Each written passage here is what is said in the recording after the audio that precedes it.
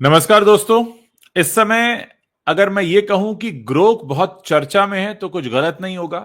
बहुत से सवाल ग्रोक से पूछे गए हैं और ग्रोक से सवाल पूछने के बाद बहुत सारे लोगों का चेहरा खिला भी है और बहुत सारे लोगों का चेहरा उतरा भी है। राजनीति की बात अलग है, लेकिन ग्रोक अब बॉलीवुड में भी कई खुलासे कर रहा है, बहुत सारे लोगों की पोल खोल रहा है, बहुत सारे लोगों की असलियत सामने रख रहा है, बहुत सारे लोगों की सच्चाई सामने रख रहा है।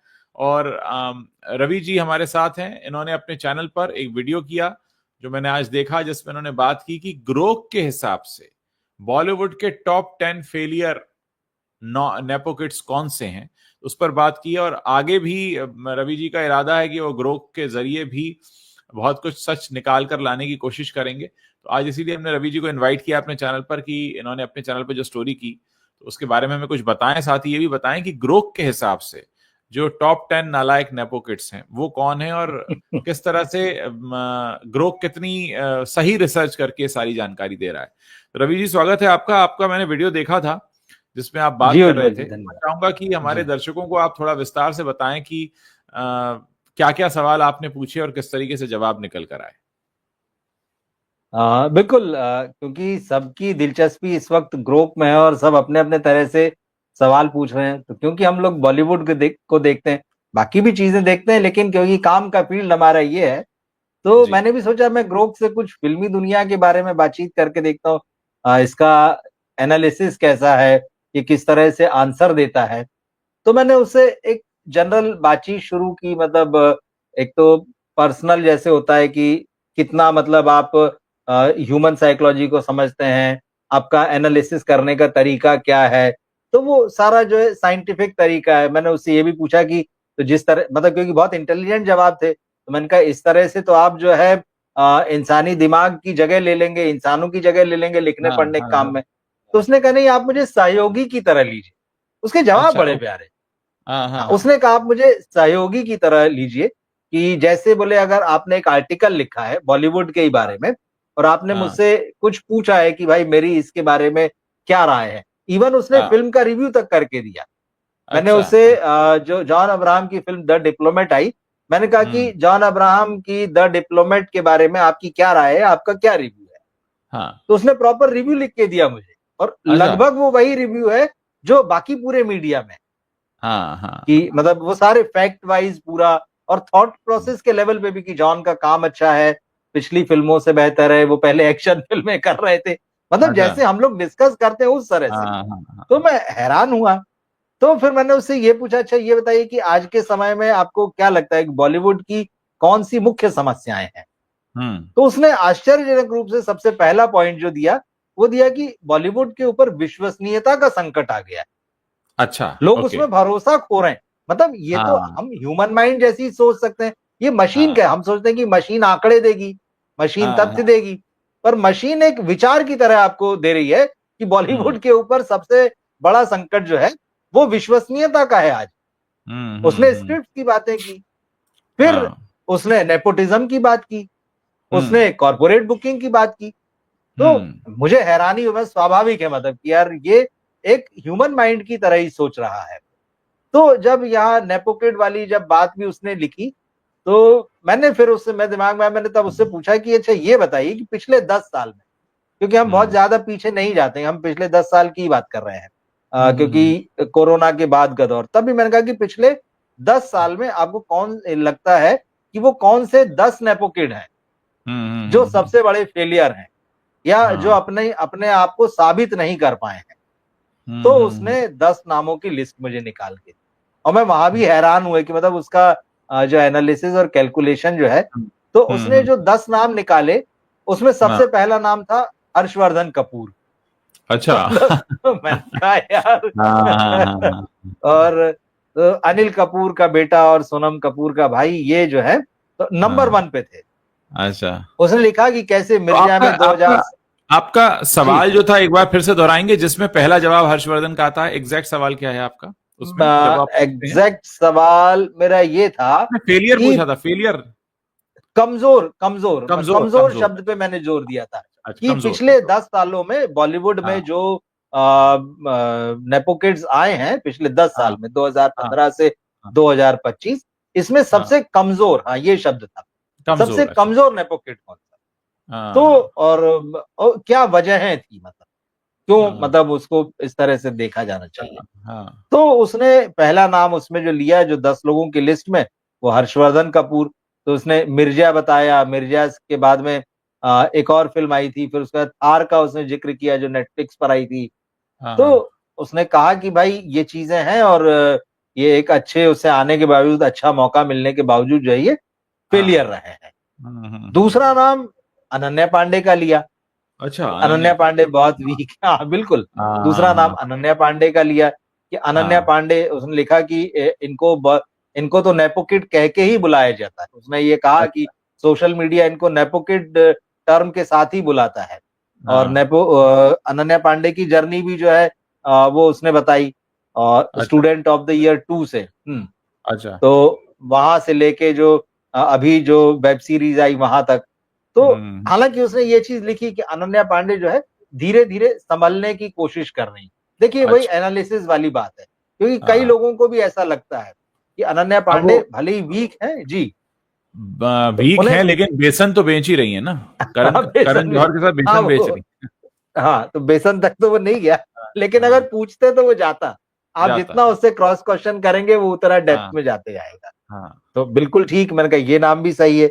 तीसरा हम्म। नाम जानवी कपूर का लिया। अच्छा। जानवी कपूर, उसने बताया श्रीदेवी की बेटी है हाँ और हाँ बोनी कपूर की बेटी है। अच्छी, मतलब धड़क से शुरुआत हुई करण जौहर के हाँ बैनर से, लेकिन हाँ उसके बावजूद भी मतलब वो फिल्म बिलो एवरेज साबित हुई, और उसके बाद भी जानवी कपूर, अब जो इतना लंबा समय हो रहा है, 7-8 साल हो हाँ रहे हैं, तो उसके हाँ बाद कुछ इस तरह से परफॉर्म नहीं कर सकी।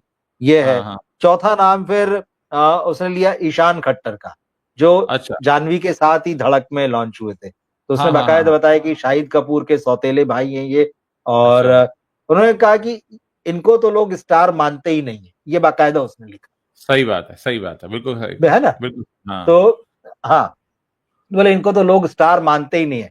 लेकिन उसने लिखा कि पिप्पा जैसी फिल्म, और एक नेटफ्लिक्स पर एक वेब सीरीज आई थी, हाँ नाम मैं भूल रहा हूं, तो उसका हाँ नाम लिया कि इनको मौके मिले उसमें, लेकिन हाँ। ये अपना असर नहीं छोड़ सके, और इनकी अच्छा। फिल्में चल नहीं सकी, दोनों चीजें। तो उस ईशान खट्टर के नाम है। फिर उसके बाद में सारा अली खान का नाम, सारा अली अच्छा। खान की भी जर्नी बताई, कि सारा अली हाँ खान भी जो है सुशांत सिंह राजपूत के साथ उन्होंने केदारनाथ से शुरुआत की थी, और उसके हाँ। बाद होते होते वो जो ओटीटी पर उनकी फिल्म आई, और हम्म। अभी जो फिल्म आई है इसी साल जो रिलीज हुई है, स्काई फोर्स, पूरी जर्नी बताते हुए कि मतलब वो कहीं अभी तक किसी भी फिल्म में अपना असर नहीं छोड़ पाई है। और उन्होंने लिखा हाँ कि इनके, मतलब एनालिसिस उसका, कि इनके हाँ। चेहरे पर एक ही जैसे भाव आते हैं, और लोग अच्छा। इनसे बोर हो चुके हैं। ये हाँ हाँ चीज वो कह रहा है हाँ हाँ कि इनको हाँ एक्टिंग नहीं आती, इनके फेस पे एक ही जैसे भाव आते हैं, हाँ और हाँ। लोग इनसे बोर हो रहे हैं, ये लिखी। फिर उसके अलावा फिर टाइगर श्रॉफ का नाम लिया। अच्छा। टाइगर श्रॉफ के बारे में उसने कहा कि इनकी शुरुआत बहुत अच्छी थी। शुरू में 2-3 अच्छा। फिल्में जो है हीरोपंती हाँ और बागी वगैरह, शुरुआत बहुत अच्छी थी, लेकिन एनालिसिस करते हुए लास्ट में लिखा कि आखिरी 3 फिल्में जो हैं, जिसमें हाँ ये हाँ। जो अक्षय कुमार के साथ आई थी, बड़े मियां बड़े छोटे मियां मियां, छोटे मियां। हाँ गणपत हाँ। आई थी, उससे पहले गणपत आई थी, और एक और फिल्म आई थी। तो उन्होंने कहा आखिरी 3 फिल्में जो है टाइगर श्रॉफ की, इन्होंने हाँ। टाइगर श्रॉफ को सबसे ज्यादा नुकसान पहुंचाया है, अच्छा। क्योंकि शुरुआत में इन्होंने हिट फिल्म दी, लेकिन जिस तरह से बड़ी फिल्मों का के फ्लॉप होने से इनको नुकसान पहुंचा है, उसने हाँ इनकी संभावनाओं पर जो है वो सवाल खड़े कर दिए हैं। और उसने हाँ। ये भी बताया कि टाइगर श्रॉफ जो है उनकी एक्टिंग की रेंज सीमित है, और ये पूरी तरह से एक्शन पर डिपेंड करते हैं। अच्छा प्रॉपर अच्छा। एनालिसिस है, हाँ। हाँ तो इनकी एक्टिंग की रेंज भी सीमित है, और ये पूरी तरह से एक्शन पर डिपेंड करते हैं, ये है। हाँ फिर उसके अलावा एक नाम उसने आहान पांडे का लिया, जो हाँ तड़प हाँ हाँ में लॉन्च हुए थे 2021 में। हाँ हाँ। तो बताया कि वो एक रीमेक फिल्म थी, फ्लॉप हो गई, और लेकिन सुनील शेट्टी का बेटा होने का भी उनको कोई फायदा नहीं मिला। और फिर बीच वो जो आहान की जो कंट्रोवर्सी थी, कि कुछ लोग इनको साइन करना चाहते हैं, लेकिन इनका मूडी रवैया वगैरह वो सब देख के, हाँ तो हाँ हाँ हाँ। वो जो है इनकी फिल्में जो है शुरू नहीं हो पाई। और अब एक फिल्म में आने वाले हैं इस साल, तो फिल्म का नाम हाँ। उसने नहीं लिया। अच्छा। ये हो गया। इसी लिस्ट में फिर अर्जुन कपूर का नाम लिया।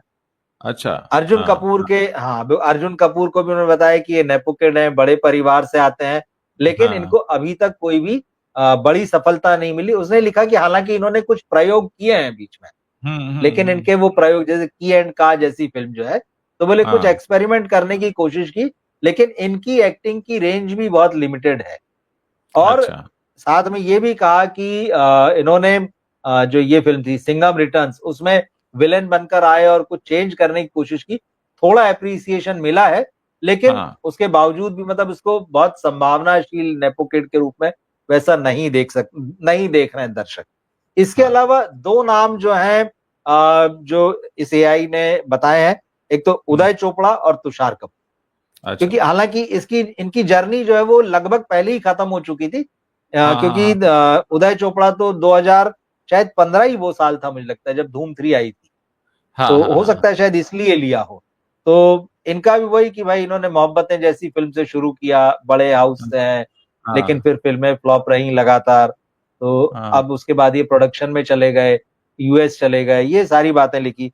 तुषार कपूर के बारे में भी यही लिखा कि एक अच्छी फिल्म से शुरुआत की थी, जितेंद्र और हाँ एकता कपूर जैसे इनके फैमिली मेंबर हैं, उसके बावजूद हाँ। भी जो है ये अपनी जगह नहीं बना सके। कुछ कॉमेडी हम्म फिल्मों में कोशिश की, गोलमाल वगैरह का जिक्र किया इसने, और कहा हम्म। कि वहां थोड़ा एप्रिसिएशन मिला कॉमेडी में, लेकिन हाँ इम्प्रेसिव नहीं रहे। कुल मिला के इस तरह से बातें कही। अब इसमें हाँ। वरुण धवन का नाम नहीं था, मैं आपको बताऊं तो मैं अच्छा चौंका। अच्छा। हाँ तो हाँ हाँ। मैंने पूछा कि भाई इसमें हम्म। आपने वरुण धवन का नाम क्यों नहीं लिया? तो हाँ हाँ उसने हाँ। उसको भी बहुत मतलब लॉजिकल ढंग से उसको डिफाइन किया। वो वाला हिस्सा शायद मेरे पास रखा हुआ भी है, मैं आपको बताऊं। तो मैंने हम्म पूछा उससे, भाई आपने वरुण धवन को क्यों नहीं लिया? तो हम्म। उसने इसमें बताया कि भाई वरुण धवन का सफलता का जो ट्रैक रिकॉर्ड है वो इन सब से बेहतर है। हाँ हाँ हाँ। उसने ये लिखा। और उन्होंने कहा अच्छा। कि जब स्टूडेंट ऑफ द ईयर से 2012 में शुरुआत की थी, वरुण ने हाँ डेब्यू किया था, तो उसके हाँ बाद में मैं तेरा हीरो, हमटी शर्मा की दुल्हनिया, हाँ हाँ। बदलापुर, बद्रीनाथ की दुल्हनिया, जुड़वा टू, ये उन्होंने सफल फिल्में दी। और अच्छा। लगभग 17-18 तक जो है वो हाँ वरुण धवन का कैरियर अच्छा जा रहा था। हाँ लेकिन हाँ 2018 के बाद में, हाँ। उसके बाद में इनका ग्राफ जो है नीचे आया है। लेकिन ये कोशिश कर रहे हैं। तो उसने इनको नहीं लिया इसमें कि अभी के जो टॉप 10 है उसमें नहीं। तो मुझे भी लगा था कि शायद वो तुषार की जगह या उदय चोपड़ा की जगह ये नाम लेता। तो लेकिन उसने हाँ। बकायदा एक्सप्लेन किया इस चीज को कि ठीक है, वो नेपोटिज्म का वहां से आते हैं, वो सारी चीजें हैं। उनकी हम्म फिल्में इस समय वो नहीं चल पा रही हैं, लेकिन उन्होंने शुरू में अपना पोटेंशियल साबित किया है। और इसका ये मानना है कि अगर अभी जैसे ग्रोथ रुकी हुई है वरुण की, जी। ये हो सकता है कि आने वाले टाइम में कुछ और अच्छी फिल्मों का सिलेक्शन रहे तो वरुण जो है वो ग्रो कर सकते हैं। तो मुझे लगा कि एक ह्यूमन माइंड, या जैसे हम एक फिल्म रिव्यूअर के रूप में या फिल्म जर्नलिस्ट के रूप में चीजों को हम्म देखते हैं, ये लगभग वैसी ही बात कर रहा है, मशीनी हम्म बात नहीं कर रहा है। हम्म तो हम्म मुझे हम्म इंटरेस्टिंग लगा, तो इसलिए मैं कहा चलिए इस पे वीडियो बनाते हैं। और फिर जो पूरा जो ग्रोक वाला वीडियो मैंने बनाया कि भाई इसकी नजर हम्म। से टॉप 10 लोग ये है फ्लॉप। तो मुझे लगा एनालिसिस तो अच्छा है, कहीं जी। कहीं फैक्चुअल थोड़ा सा कभी कभी दिक्कत होती है इसके साथ में। हाँ तो हाँ बेहतर है कि जो भी आप आंसर उससे ले रहे हैं, तो हाँ उन हाँ। फैक्ट्स को एक बार आप चेक कर लें। भाई हम्म। जैसे मेरा अनुमान है कि भाई आठ में हाँ 10 में से 8 चीजें वो ठीक बता रहा है, दो हाँ हाँ फैक्चुअल मिस्टेक्स कहीं हो सकती है। और हाँ ऑलमोस्ट मतलब वो अभी जैसे मान लीजिए अगर मार्च चल रहा है, तो वो आपके हाँ। करीब करीब जनवरी तक की बातें लेके आया है। अच्छा। तो उस हिसाब से तो ये बहुत अच्छा परफॉर्मेंस है इसका। हाँ मैं सोच रहा हूँ सुशांत सिंह राजपूत के बारे में भी सवाल जी, पूछूं बिल्कुल कि पूछना सुशांत सिंह चाहिए। राजपूत के साथ अंत समय में क्या हाँ हुआ होगा। देखते हैं क्या जवाब देता है। हाँ, बिल्कुल बिल्कुल, देखिए, हाँ इस बताइए तरीके के क्या। सवाल भी पूछे जा सकते हो कि आजकल बड़ा ज्वलंत विषय फिर से बन गया है, क्योंकि दिशा सालियान हाँ, वाला दिशा मामला खाली है सालियान, निकल जी जी कर, कल जी, उनके फादर ने बिल्कुल। इंटरव्यू दे ही दिया है। हाँ तो बहुत हाँ, सारे लोग जानना चाहते हैं, और मुझे लगता है कि हाँ, ग्रोक एक ऐसा टूल है जिस पर हम बात कर सकते हैं आने वाले समय में और भी कई मुद्दों पर। और बिल्कुल। हालांकि एक चीज और सुनने में आ रही है कि सरकार ने अब इसको लेकर चिट्ठी लिखी है एलन मस्क की कंपनी को कि भाई ये गालियां वालियां जो दे रहा है, लेकिन उसके पीछे लग ये रहा है कि गालियां तो वो दे रहा है सो दे रहा है, लेकिन सरकार की भी बहुत सारी ऐसी पोल खोली है जो सरकार नहीं चाह रही थी कि सब विषय पे बात हो। मुझे लगता है वो भी एक कारण होगा। लेकिन हाँ, आने वाले समय में, आने वाले दिनों में बहुत कुछ ऐसा है जो मुझे लगता है कि ग्रोक के जरिए पता लगेगा, क्योंकि ग्रोक के साथ एक और अच्छी बात यह है कि जो रियल टाइम ट्वीट्स हो रहे हैं, यानी आप जो हाँ भी पोस्ट कर रहे हैं ग्रोक पे, जितने भी लोग जो भी पोस्ट कर रहे हैं वो उनसे अपडेट ले रहा है। तो मतलब हर पल वो अपडेटेड है। अगर कोई खबर आ रही है, अभी पिछले मिनट एक खबर आई है, तो वो हाँ अपडेटेड है उस खबर से। ऐसा नहीं कि उसको कहेगा कह रहे मुझे कुछ पहले तक का ही पता है, ऐसा नहीं। तो चैट जीपीटी जब शुरू में आया था तो कहा गया था कि 2022 तक की इंफॉर्मेशन है, 23 और 24 की इंफॉर्मेशन हाँ नहीं देगा, ये भी कहा गया था। लेकिन ये रियल टाइम अपडेट हो रहा है, तो उम्मीद तो है खैर काफी कि काफी चीजें अब उम्मीद है कि निकल कर आ सकती हैं। तो मैं आपसे जानना चाह रहा हूं कि जी क्या आपको ऐसा लगता है कि आने वाले समय में, जैसे आपने कहा कि रिव्यू उसने लिख के दे दिया, तो क्या बिल्कुल। बहुत कुछ चीजें ऐसी होंगी जो मतलब बॉलीवुड के लिए परेशानी का सबब भी बन सकती हैं, क्योंकि वो तो आप उसके खिलाफ तो कुछ कर भी नहीं सकते। हाँ, मतलब अब ये देखना पड़ेगा करण जौहर इसको कैसे मैनेज करेंगे। हाँ हाँ तो हाँ, ट्रू ट्रू। या ग्रोक को है ना, कॉफी विद करण में बुलाएंगे क्या वो? बुलाएंगे क्या? हाँ बिल्कुल ठीक बात है। तो ये थोड़ा सा मुझे लगता है कि साफ साफ जिस तरह से ये बात कर रहा है, और बगैर मतलब बायस्ड हुई, ये भी मैंने देखा है। जैसे मान लीजिए अगर हाँ मैं कोई बायस्ड थॉट इस पे लिखता हूं, हाँ तो हाँ वो हाँ। जवाब देता है कि ये मुद्दा विवादास्पद है, मतलब एकदम क्लियर कर देता है अच्छा, कि हाँ ये हाँ। मुद्दा विवादास्पद है और इस पर हम्म। दो तरह के विचार मिलते हैं। तो ऐसा अच्छा। नहीं कि अगर आप उसको कोई बायस्ड थॉट देंगे, आप कहेंगे हाँ। कि नहीं वरुण धवन एक फ्लॉप एक्टर है, साहब मतलब आप हम्म। बताइए, तो हाँ वो हाँ लिख हाँ देगा कि नहीं वरुण धवन मेरे हिसाब से जो मैंने एनालिसिस किया वो फ्लॉप नहीं है। ये हो हाँ सकता है कि जिस तरह से आप कह रहे हैं कि वो बातें भी कुछ हो, लेकिन हाँ। उनमें कुछ खूबियां भी है, और फिर वो दोनों पक्षों को एनालाइज करता है। ये अच्छी हम्म। बात। तो अगर मैं फिल्म बनाता हूँ और मैं कहता हूँ कि मेरी इस फिल्म का एक अच्छा सा रिव्यू बना के दो, तो हाँ, मुझे लगता है थोड़ा सा डाउटफुल है ये कि वो ऐसा करेगा, क्योंकि करेगा वो बिल्कुल। एनालिसिस कर रहा है, वो सोच रहा है लॉजिकल तरीके से। और हाँ। मुझे एक चीज और लगी, जैसे हम्म कुछ और लोगों से भी बात हुई, और या जैसे वीडियो बनाया तो जिस तरह के रिएक्शन आए हैं, हम्म। तो एक चीज मुझे लगी कि इंसानों ने इंसानों के बीच आपस में जो रिश्ते हैं या जो बातचीत है, उसमें हम्म। भरोसा इस तरह से खो गया है कि अब हाँ हमको मशीन की बात ज्यादा सच लग रही है, सच मालूम हाँ पड़ हाँ रही है। हाँ ये एक चीज मैंने महसूस की कि अगर यही बातें जब हम कहते हैं, तो हाँ लोग उंगली उठाएंगे, अच्छा तो लगता है तुमको पैसा मिल गया है, लगता है तुमको हाँ पैसा नहीं मिला है। हाँ हाँ हाँ। आपकी उन्हीं उसी एनालिसिस को जब आप पहले बोल रहे हैं, या वही हम्म चीज ये कहते हैं कि नहीं ये ग्रोक नहीं, आप कहिए कि ये मेरे थॉट्स हैं, तो आदमी हम्म आप पे सवाल उठा देगा। लेकिन जैसे ही आप लिखते हैं कि ये ग्रोक का एनालिसिस है, तो हम्म। आदमी उस पे आपसे ज्यादा विश्वास करता है। अच्छा ग्रोप में बहुत बहुत मतलब अच्छी ये बात धीरे की आप। धीरे ये बन रहा है कुछ ऐसा, धीरे धीरे मुझे ये लगता है लोगों के जैसे दिमाग हमारे में। देश में एक दो बड़े प्रचलित झूठ हैं जो कि सब जानते हैं झूठ है, हम्म। लेकिन कहे जाते हैं कि सोनिया गांधी बार डांसर थी। ये बड़ा चलता है व्हाट्सएप फॉरवर्ड। तो उसने बता बिल्कुल दिया कि बार बिल्कुल। हाँ डांसर नहीं थी, ऐसा कहीं रिकॉर्ड नहीं है। अच्छा, एक वो आलू से बिल्कुल। सोना निकलेगा वाला जो राहुल गांधी का ये लोग बनाकर भेजते हैं, राइट विंग वाले। तो इसमें उन्होंने क्या था, हाँ एडिट कर दिया था। राहुल गांधी वहां पर मोदी की बिल्कुल। बात बता रहे थे, जिसको उन्होंने एडिट कर दिया। तो उसने बताया है कि हाँ भाई ये ओरिजिनली तो मोदी ने कहा है, राहुल का तो बना के बताया गया है। तो इस तरीके की बातें जब आई एकदम से कड़वाहट भरी, तो उनको लगा है, समझ में आया कि भाई अब वो झूठ नहीं चल पाएगा। तो व्हाट्सएप के जरिए जो झूठ फैलाया जाता था, वो लोग तो बड़े परेशान हो रहे हैं ग्रुप को देखकर। और मुझे लगता है कि आने वाला समय बॉलीवुड को भी कुछ ऐसे संदेशे मिल सकते हैं। और देखिए, सिनेमा एनालिसिस भी कुछ लिख रहे हैं, how can we rely on Grok, Grok विदेशी संसाधन का स्ट्रॉट है, काफी बात हमने देश और बाकी की इंडस्ट्री के बारे में, वो गलत भी तो बता सकता है क्योंकि विदेश का भी एजेंडा होता है, प्लीज रिप्लाई। बिल्कुल आपकी सही बात है, एजेंडा किसी का भी हो सकता है। जब देश में बैठे लोगों का एजेंडा हो सकता है, तो विदेश में बैठे लोगों का एजेंडा तो हो ही सकता है। लेकिन साथ में हमें अपना दिमाग भी इस्तेमाल करना चाहिए कि अगर वो ये कह रहा है, अगर हम सोनिया गांधी का उदाहरण ले लें जिसमें उसने कहा कि वो बार डांसर नहीं थी, कोई रिकॉर्ड नहीं है, तो जितने भी राइट विंगर्स जो व्हाट्सएप फॉरवर्ड करते हैं उनके पास भी कोई रिकॉर्ड नहीं होता, क्योंकि उनके पास फॉरवर्ड आ जाता है तो वो आगे भेज देते हैं। तो तर्क का जवाब अगर गाली से मिले, तो वो गलत होता है। लेकिन तर्क का जवाब अगर तर्क से मिल रहा है, इसका मतलब वो सही है। तो विदेशी एजेंडे की बात अगर है तो फिर अभी जैसे जो अनुभव रहा, रवि बुले जी का हमारे साथ बैठे हैं, ये बता रहे हैं कि जानवी कपूर को वो ग्रोक कमजोर बताता है, ईशान खट्टर को तो वो मानता ही नहीं है कि वो स्टार है, टाइगर श्रॉफ को भी उसने कमजोर बताया, सारा अली खान पर भी उसने ये कहा, उदय चोपड़ा, अर्जुन कपूर, तुषार कपूर। तो ये अगर ऐसा कुछ होता तो वो यहाँ पे भी झूठ बोल रहा होता। यहाँ पे उसने वरुण धवन को बेहतर बता दिया।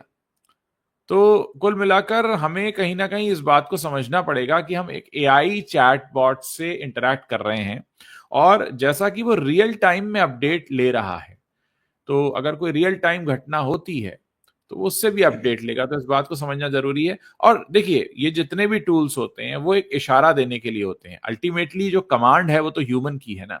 आज अगर मैं ये सोच लूं बिल्कुल। कि मुझे हर्षवर्धन कपूर की हर फिल्म देखनी है और हर्षवर्धन कपूर ही सबसे अच्छा है, तो कितने भी किसी एआई को कहने तो क्या फर्क पड़ता है, मैं तो हर्षवर्धन कपूर की फिल्म देखूंगा और दिखाऊंगा, कहूंगा भाई बहुत बढ़िया एक्टिंग है। तो ह्यूमन तो हमेशा सुपरपावर करेगा उसे। लेकिन हाँ, जैसे रवि जी आपने कहा ना कि उसने कहा आप मुझे अपना सहयोगी समझें, तो सहयोगी के तौर पर हाँ, तुम समझ ही सकते हैं उसे। वो वही देखिए, जैसे आप गूगल को यूज करते थे, हाँ, जैसे आप कोई और, आप इसको आप वैसे ये ही नहीं मानिए। कहते ना देखिए, गूगल जो है वो, गूगल जो है ये हाँ, मतलब विदेशी है, तो गूगल, तो अभी आप हमें यूट्यूब पे देख रहे हैं ये भी विदेशी है, आप हमें ट्विटर पे देख रहे बिल्कुल। हैं ये भी विदेशी है, आप हमें फेसबुक पे देख रहे हैं ये भी विदेशी है, फिर तो सब कुछ विदेशी है। फिर जब एजेंडा चलता है किसी राइट वाले का, लेफ्ट वाले का, तो वो भी तो विदेशी प्लेटफॉर्म पे चलता है। तो विदेशी का तो ये है कि हमने अपने देश में डेवलप किया ही क्या है। तो सच बात तो ये है, ना तो हम ट्विटर बना पाए हैं, ना फेसबुक, ना यूट्यूब। बनाया तो ये बाहर की कंपनीज ने है, और उस पर एक लंबी बहस हो सकती है कि उन्होंने क्यों बनाया और यहाँ क्यों नहीं बनाया, क्योंकि हम वैसा माहौल नहीं दे पाते हैं, और हमारे ही टेक्नीशियंस हैं जो अमेरिका में जाके बनाते हैं, लेकिन यहाँ हिंदुस्तान में बैठकर नहीं बना पाते हैं। बहुत सारे लोग जो अमेरिका में रहते हैं, खासकर हमारे भारतीय लोग, बिल्कुल। वो बड़ी गुणगान करते हैं। मैं कहता हूँ भाई, आप लोग वहां जाकर गुणगान करते हो, आप अगर यहाँ रहकर वो काम करके दिखाओ जो आप वहां रहकर कर रहे हो, तो आपको एटमॉस्फेयर तो मिला है ना, आपको माहौल तो मिला है ना। ऐसा क्यों होता है? तो वही बातें हैं सारी कि इस बात को हमें समझना पड़ेगा। देखिए, माहौल बहुत जरूरी चीज होती है, मतलब इससे कोई इनकार नहीं कर सकता। उसमें बात यहाँ की या विदेश की नहीं है। इसको हम हम्म। ऐसे समझ सकते हैं कि हाँ।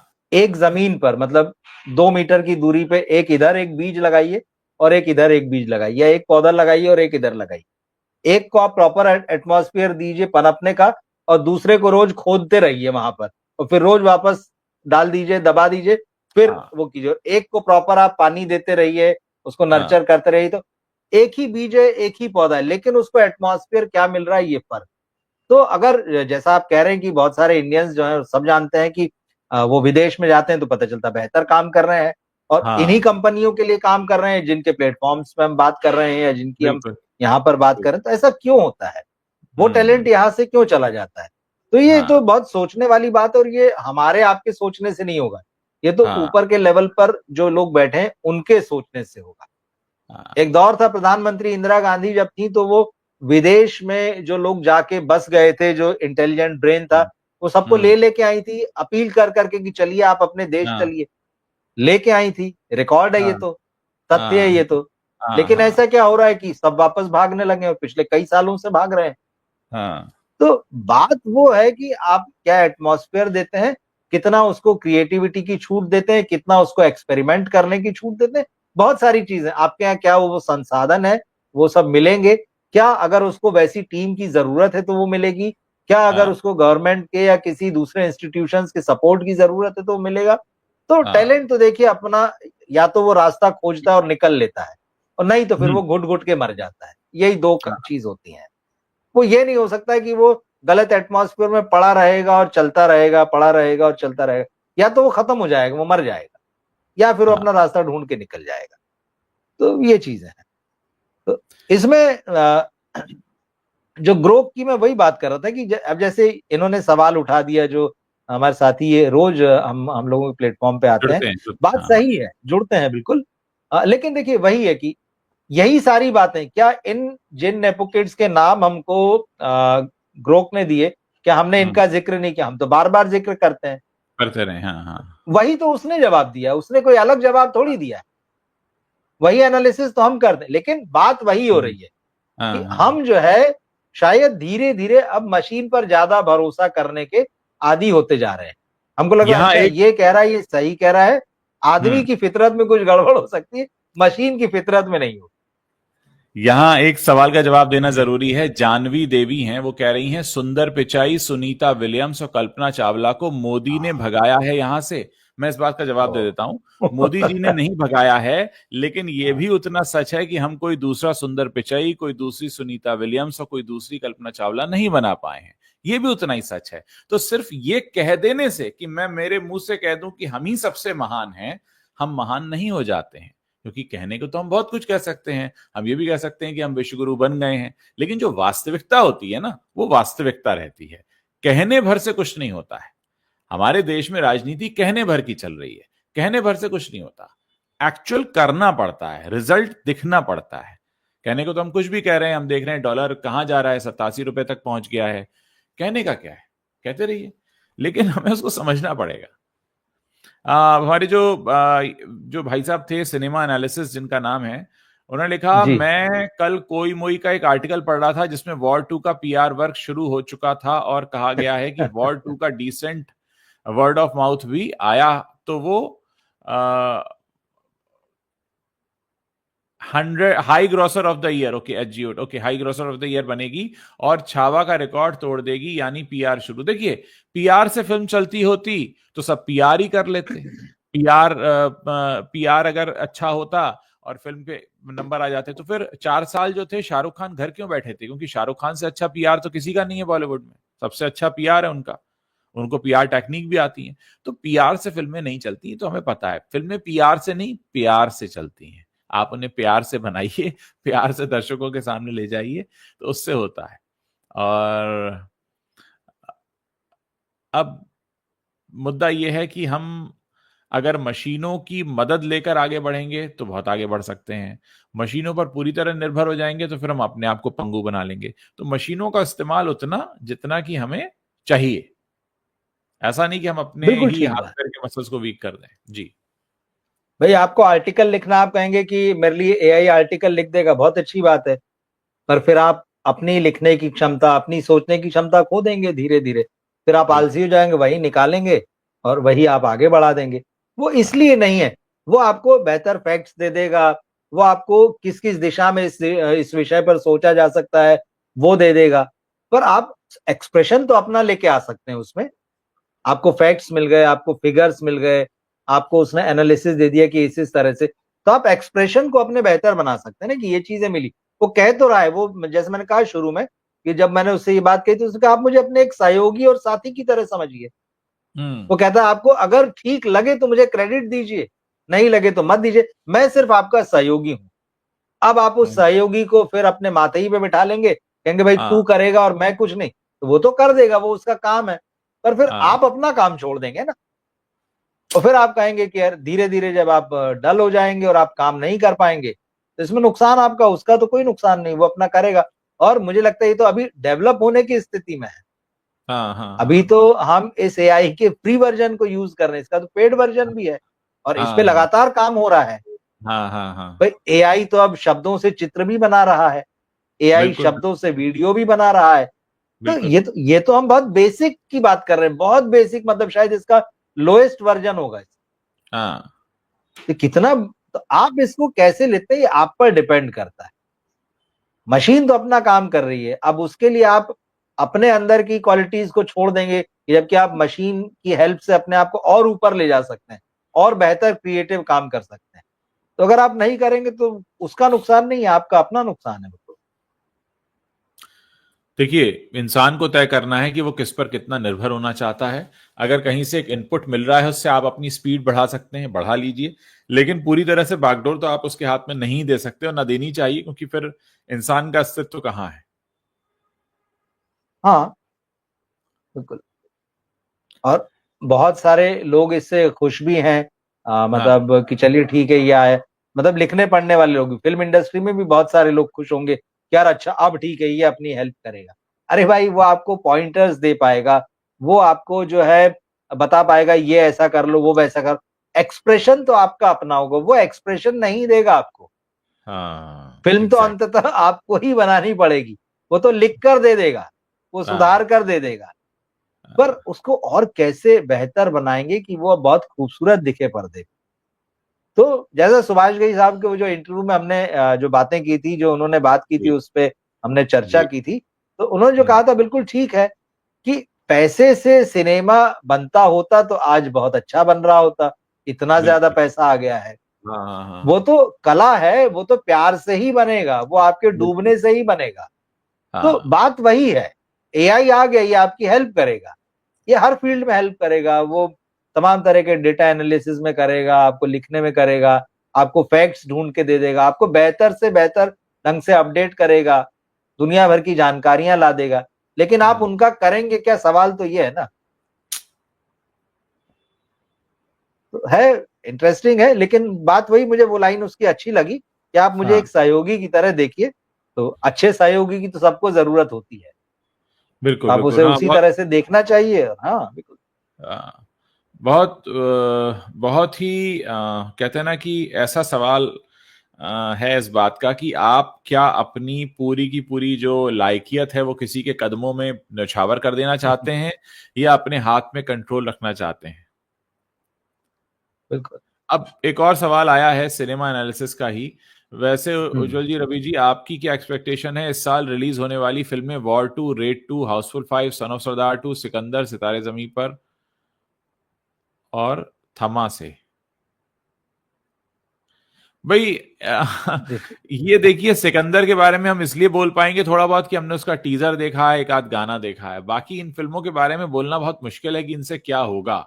जिसका हमने कुछ देखा नहीं उसका आप कैसे उस पर अंदाजा बता सकते हैं? और जो भी अंदाजा होगा वो बड़ा वेग होगा, उसके कोई ठोस आधार नहीं होंगे। कैसे कैसे इसमें देखिए आप? हाँ, जी जी हाँ, इसमें मैं कहना चाहूंगा, देखिए जिन फिल्मों के नाम इन्होंने सिनेमा एनालिसिस साहब ने लिए हैं, आप फिल्म के नाम पर जाकर या उसमें कौन एक्टिंग कर रहा है, इससे आज की तारीख में कोई मतलब नहीं रह गया। सारा स्टारडम जो है ना, सबका ढह चुका है। हाँ, अभी कोई गारंटी नहीं है कि अच्छा अक्षय कुमार होंगे, ऋतिक रोशन होंगे, आमिर खान होंगे, शाहरुख खान। आपको हो सकता है वो जो ये बॉक्स ऑफिस की एक जो पागल दौड़ एक नई तरह की शुरू हुई ना, कि अगर पुष्पा आ गई है और मैंने अगर स्त्री टू रिलीज कर दी है और अब इसके बाद छावा लाया हूं, तो मुझे 2 महीने बाद ही अपने आप को छावा को जो है वो पुष्पा से बड़ा दिखा देना है, स्त्री टू से बड़ा दिखा देना है। यही प्रमोशन जिसकी ये पिछली अभी बात कर रहे थे पिछले सवाल में, बिल्कुल। वार टू के लिए अभी से वो मार्केट बनाने की तैयारी है, और ये हम्म, दिखाने की तैयारी कि देखो हम इससे बड़े होने जा रहे हैं। अरे भाई, हम्म, फिल्म तुम्हारी आई नहीं, ये हाँ, मार्केटिंग आपने शुरू, वो तो फिल्म आएगी तब पता चलेगा, तब हम देखेंगे वो है कि नहीं। और दूसरा, अब मुझे ऐसा लगता है कि ये जो आंकड़ेबाजी का जो कुछ भी इन्होंने एक बबल खड़ा किया है, ये फूट जाने वाला है या लगभग फूट चुका है।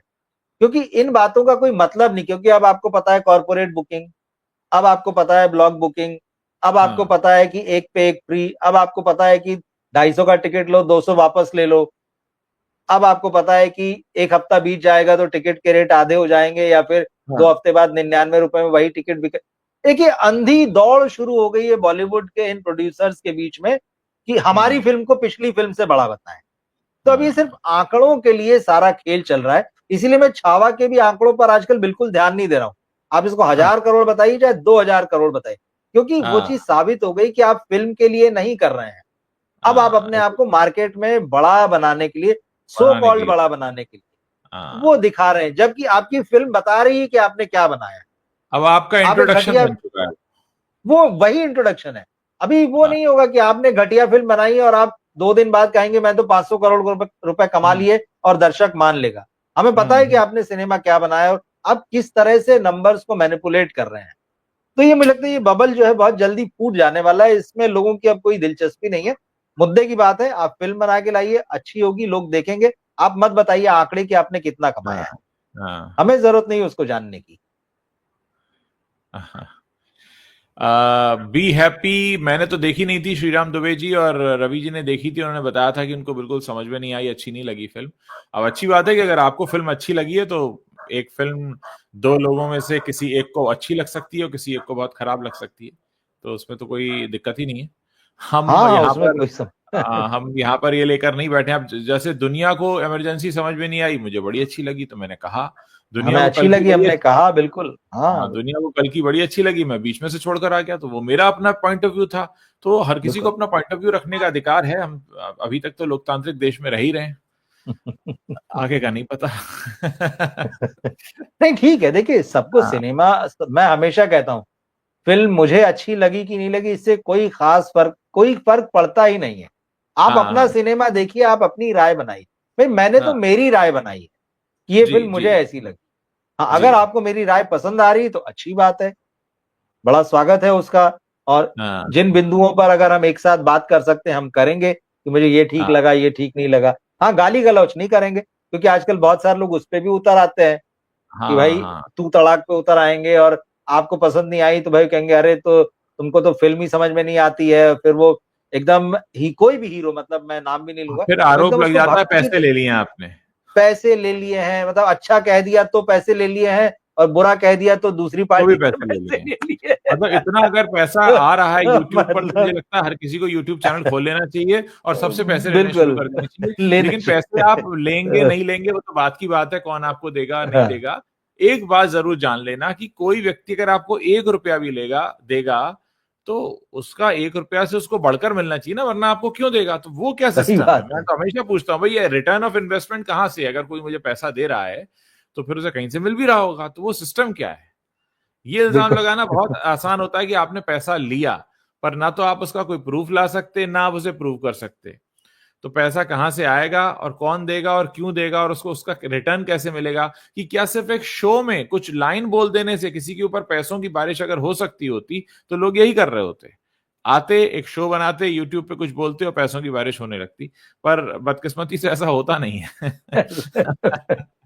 तो सबको देखना चाहिए फिल्में, और मैं कहता हूँ बुरी फिल्में तो जरूर ही देख लेना चाहिए, बिल्कुल, क्योंकि बुरी बिल्कुल, हाँ। फिल्में हमको बहुत सिखाती हैं कि क्या गड़बड़ है, क्या क्या नहीं नहीं करना। होना चाहिए, क्या नहीं बनना चाहिए, या कभी हम कुछ क्रिएटिव करना चाहें तो हमें क्या नहीं करना है। तो बुरी हाँ। फिल्में बहुत सिखाती हैं भाई, बिल्कुल देखना चाहिए। और रोहित जी, हर अगला फिल्म में क्या? कुछ ना कुछ होता है। जी। अगला आप क्या ग्रोक से क्या पूछने की इच्छा रख रहे हैं, जो आप पूछना चाहते हैं ग्रोक से? मैं एक और चीज बताता हूँ, हाँ, जो मैंने जी, पूछी है। जी, जी, जी। मैंने ग्रोक से ये पूछा, बॉलीवुड की जब वर्तमान हालात की बात आई तो मैंने हाँ, कहा कि बॉलीवुड जो है अब बड़ा बदनाम है दरअसल लोगों के हाँ, बीच में, जैसे लोगों हाँ, की दिलचस्पी नहीं है, लोग बड़ा क्रिटिसाइज करते हैं। तो मैंने कहा कि पिछले 10 सालों में वो हाँ, बॉलीवुड के कौन से निर्माता निर्देशक हैं हाँ, जिन्होंने बॉलीवुड को सबसे ज्यादा बदनामी दी है।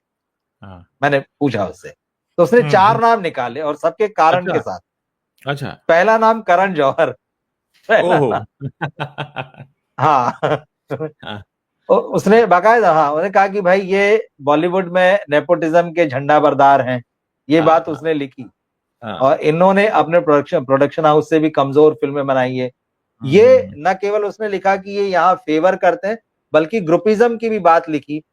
अच्छा, उसने यहाँ पर सुशांत सिंह राजपूत की मौत का भी जिक्र किया कि उसमें अच्छा। इनका नाम जब आया और उसके हुँ, हुँ। बाद से ये सारी चीजें शुरू हुई, इन पे बहुत हाँ, सारे आरोप लगे। उसने हाँ, हाँ। इनकी ड्रग्स पार्टी का भी जिक्र किया कि इनके एक अच्छा। पार्टी का एक ऐसा वीडियो आया था जिससे ये हाँ। आशंका जताई गई कि वहां जो लोग हैं वो ड्रग्स ले रहे हैं। हुँ, फिर हुँ, जिस हुँ। तरह से ये कॉरपोरेट बुकिंग में, या जिस तरह से पेड रिव्यू का जो मामला पूरी तरह हाँ, से हाँ। सार्वजनिक हो चुका है, इन्होंने हाँ, भी हाँ। कहा है और लोगों को पता है। तो ये हुँ, हुँ। सारी चीजें बॉलीवुड को बदनामी दिलाने वाली जो है, वो करण हाँ, जौहर के माथे। एआई को भी पता है, मतलब ये सिर्फ हाँ, हमको नहीं पता है, ये हाँ। एआई को, ग्रोक को भी पता है कि करण जौहर क्या क्या कर रहे हैं। तो हाँ, पहला हाँ। नाम जो आया 4 नामों में से, वो करण जौहर था। अच्छा, दूसरा ओह! नाम संजय हुँ। लीला भंसाली का लिया। हुँ, हुँ, हुँ। संजय लीला भंसाली ने जिस तरह का सिनेमा बनाया है, उसमें हुँ। विवाद हुए हैं अक्सर। अच्छा। खास तौर पर उसने पद्मावत का जिक्र किया है। लोग इससे बहुत हाँ। नाराज हुए हैं कि उन्होंने हुँ। सेंटिमेंट्स को लोगों के ठेस पहुंचाई है। और उसके अलावा जैसे भंसाली ने जिस तरह का सिनेमा बनाया, हुँ, गंगूबाई हुँ, काठियावाड़ी और हीरा मंडी, तो कहा कि हुँ। ये इस तरह जो वेश्यावृत्ति जो है, इसको कहीं हाँ, ना कहीं वो ग्लोरीफाई करने वाला काम जो है भंसाली ने हाँ, कहा, हाँ। किया है। और हीरा हुँ। मंडी को उसने गरीबों के पोर्न जैसा भी कुछ लिखा था, कि मतलब अच्छा, उसको इस तरह से भी एंटाइटल किया गया। तो हाँ, भंसाली हाँ, वो व्यक्ति हैं जिन्होंने हाँ। कि बॉलीवुड के लिए एक बैड नेम लेकर आए। हुँ। तीसरा नाम उसने साजिद खान का लिया। अब मुझे अच्छा। लगा कि ढूंढ के लाया भाई। उन्होंने कहा हाँ कि साजिद खान पर जिस तरह से मी टू के दौरान आरोप लगे एक के बाद एक हाँ लगातार और बहुत हम्म। ही खराब तरीके से, उसने हाँ बॉलीवुड को बहुत ज्यादा बदनामी दी। और बॉलीवुड इसलिए भी बदनाम हुआ कि उसने हम्म साजिद खान को एक्सेप्ट करते हुए बाद हम्म। में, मतलब एक तो बिग बॉस में भी उनको बुलाया गया, उसके बाद हाँ इनको फिल्म भी दी गई करने के लिए, जो हालांकि अभी हाँ आई नहीं है शायद। तो मतलब बॉलीवुड के लिए ये दोहरी बदनामी हो गई, मतलब एक तो इन्होंने गलत काम किए, वो खूब हाँ सारी बदनामी, और बॉलीवुड ने भी इनको एक्सेप्ट कर लिया, तो लोग इस हाँ बात से नाराज हैं, इन्होंने बहुत सारी बदनामी दी। चौथा हाँ। नाम इसमें अनुराग कश्यप का है अच्छा, इस लिस्ट ओके। में। हाँ, हाँ एआई के हिसाब से। हाँ हाँ उन्होंने कहा कि इन्होंने एक अच्छी शुरुआत की थी और ये बहुत सारे लोगों की उम्मीदों के केंद्र में थे, लेकिन ये हम्म। बहुत ईगोइस्ट हैं एआई के हिसाब से, हाँ हाँ बहुत ईगोइस्ट हैं। और हाँ इन्होंने जिन चीजों के, जिन बातों के, जिन लोगों के खिलाफ ये बोला हाँ। करते थे, उन्हीं लोगों के साथ और उसी तरह का सिनेमा एक बॉम्बे वेलवेट बनाया, और अच्छा। उसकी वजह से इनको भी नुकसान हुआ। बॉलीवुड में जो इनके जैसे काम करना चाहते थे, उनके भी कोशिशों को हम्म। नुकसान हुआ। इनका प्रोडक्शन हाउस फैंटम बंद हो गया, ये अच्छा। सारी। और उसमें ये भी जिक्र है कि अनुराग कश्यप पे भी एक दो आरोप मीटू जैसे लगे, हालांकि बाद हाँ में वो जो है वो वापस हो गए या सेटल हो गए, जो भी। तो अनुराग हाँ कश्यप की भी जो इमेज है, तो उसने हाँ जो अलग तरह का सिनेमा जो लोग बनाना चाहते हैं, हाँ उनके हाँ लिए एक तरीके से फाइनल जो इनकी इमेज जिस तरह से बनकर उभरी और जो काम हाँ इनका दिखता है, तो उसने हाँ। बाकी लोगों के भी लिए भी रास्ते खोलने के बजाय रोक दिए। तो अच्छा। इसने भी जो है, अनुराग कश्यप ने भी बॉलीवुड की जो पॉपुलैरिटी है उसको हाँ। नुकसान पहुंचाने का काम किया। तो हम्म। मुझे लगा कि इसमें गलत आंसर तो नहीं है, अगर उसने 4 लोगों को पिछले 10 साल में डिटेक्ट किया है हाँ हाँ कि ऐसे हाँ। 4 लोग, मैं 10 साल की बात कर रहा था, बहुत पीछे नहीं जा रहा था। हम्म। और निष्कर्ष में उसने लिखा कि अगर इन सबको एनालिसिस करें, तो निष्कर्ष ये है कि सबसे ज्यादा नुकसान जो है वो करण जौहर ने पहुंचाया है। हम्म। तो ये है, मुझे लगता है वाकई मतलब पूछना चाहिए जी। ऐसा नहीं कि सिर्फ मुंह में कुछ नाम आए और हमने बोल दिए, हाँ, ये लेकिन बिल्कुल बाकायदा तर्क के साथ। हालांकि अब उस तर्क के सवाल का साथ। जवाब आ गया है जो मैंने इस कार्यक्रम के बीच में पूछा था कि भाई जी। सुशांत सिंह राजपूत के साथ अंत समय में क्या हुआ होगा। अच्छा। तो जी बड़ा जी। लंबा चौड़ा जवाब है, लेकिन अंत समय में उनके साथ क्या हुआ होगा इसका सटीक जवाब देना मुश्किल है, क्योंकि ये केवल अनुमानों और उपलब्ध जानकारी पर ही आधारित हो सकता है। आधिकारिक रिपोर्ट्स के अनुसार संभवतः उन्होंने अपने कमरे में फांसी लगाई होगी, लेकिन रहस्य और अनसुलझे सवालों ने इस मामले को जटिल बना दिया और लोग आज भी इस पर चर्चा करते हैं। तो ये ग्रोक ने जवाब दिया है। और हालांकि बहुत लंबा चौड़ा जवाब है, मैंने इसका जो क्रक्स है आपको बताया कि ये भी इस बात का कोई दावा नहीं करता है कि वो आत्महत्या थी या हत्या थी या हादसा था, क्या था। ये भी कहता है कि मामला जो है उलझा हुआ है और पेचीदा है। तो इस तरीके से पूरा मामला है, और हम भी चाहेंगे कि आगे भी आप इस तरीके के टूल का लाभ उठाते रहें। ट्विटर पर जा रहे हैं तो हमारे साथ वहां जुड़ भी सकते हैं, कोशिश करिए और हमें बताते रहिए कि और किस तरह के मुद्दे आप चाहते हैं हम अपने प्लेटफॉर्म पर उठाएं। रवि जी, आप भी हमारे साथ आए, इसका बहुत बहुत शुक्रिया। जो दर्शक साथ में जुड़े उनका भी बहुत बहुत शुक्रिया शुक्रिया। उज्जवल जी। आगे भी हम आएंगे और इस तरह की चर्चा करते रहेंगे। थैंक यू, शुक्रिया, good night. Thank you Ujjwal ji. Good night.